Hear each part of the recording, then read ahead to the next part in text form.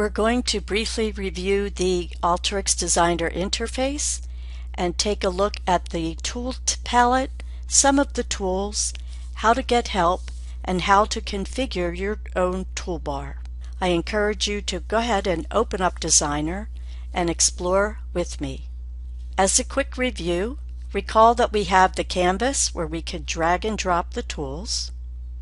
When we drag and drop a tool, we will then configure the tool using the configuration window that's specific to that type of tool. And after we run the workflow, we will see the results window become populated with the output. Let's focus in on the tool palette. At the top is our palette.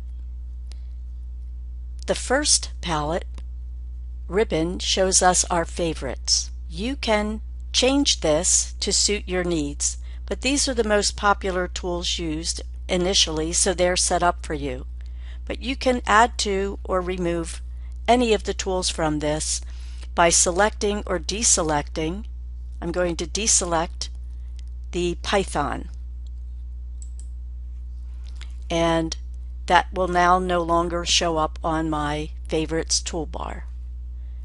The recommended is going to show us what Alteryx Designer thinks the next tool we should use could be.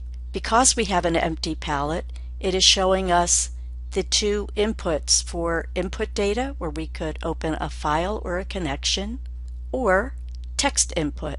I'll bring the input data, and now the recommended changes, because it expects that we're going to want to do something with this data, such as make changes to the field using a select, or filter the data in some way.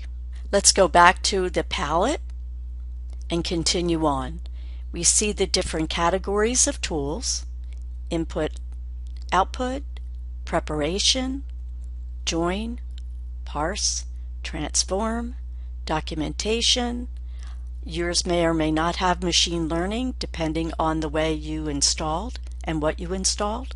Text mining, computer vision. This goes on, and we can see more tools by clicking on the arrow. Now, I don't want you to become overwhelmed. There are well over 280 tools available in Alteryx. By the end of the program here at Camden County College, you will have explored a lot of them. But don't be overwhelmed by it.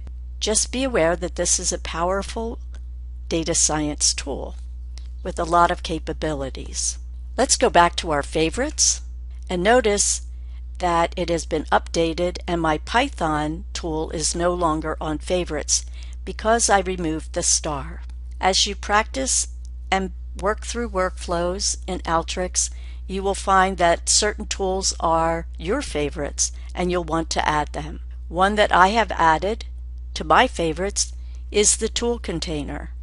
I find this very useful to group tools together into one box that I can enable and disable as needed. So I have added that to my favorites.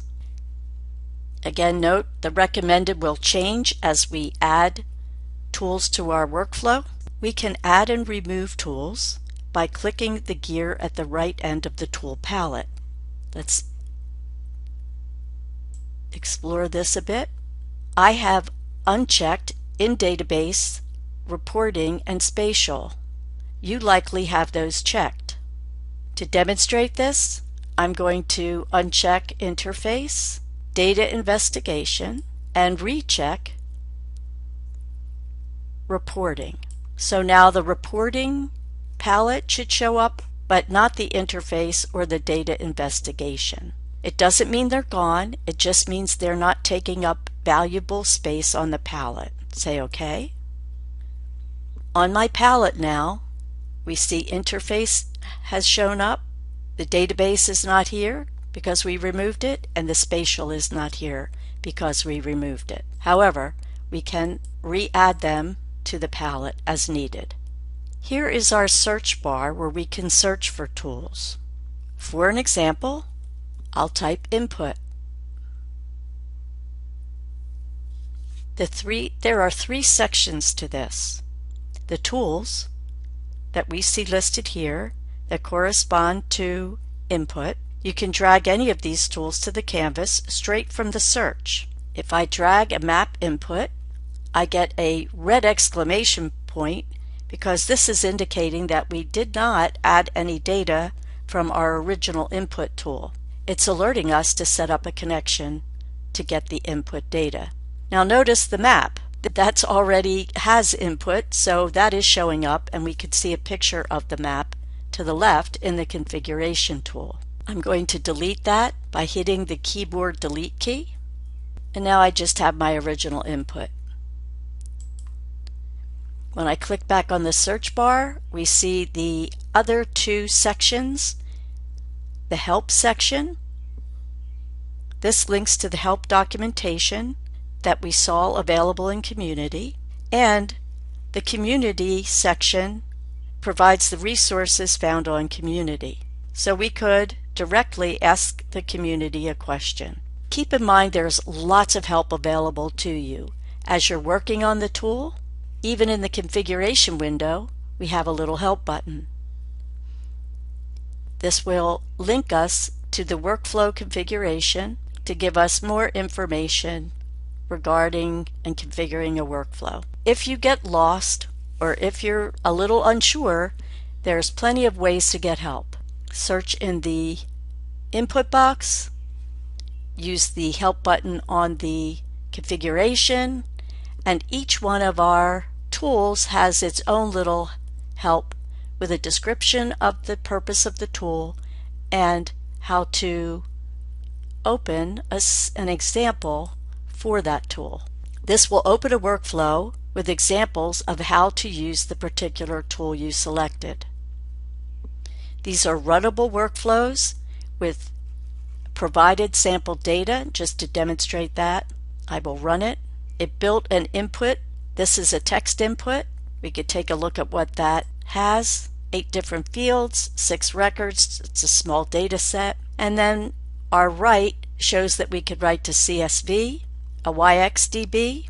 This is efficient when we're reading and writing into Alteryx. This is an Alteryx type formatted file. Here's a YXDB again, only writing to multiple ones, and multiple CVs, CSVs. So we see there's a lot of different options with the write. I'm going to close that. We're back at our canvas, and this is where we will start building our workflows.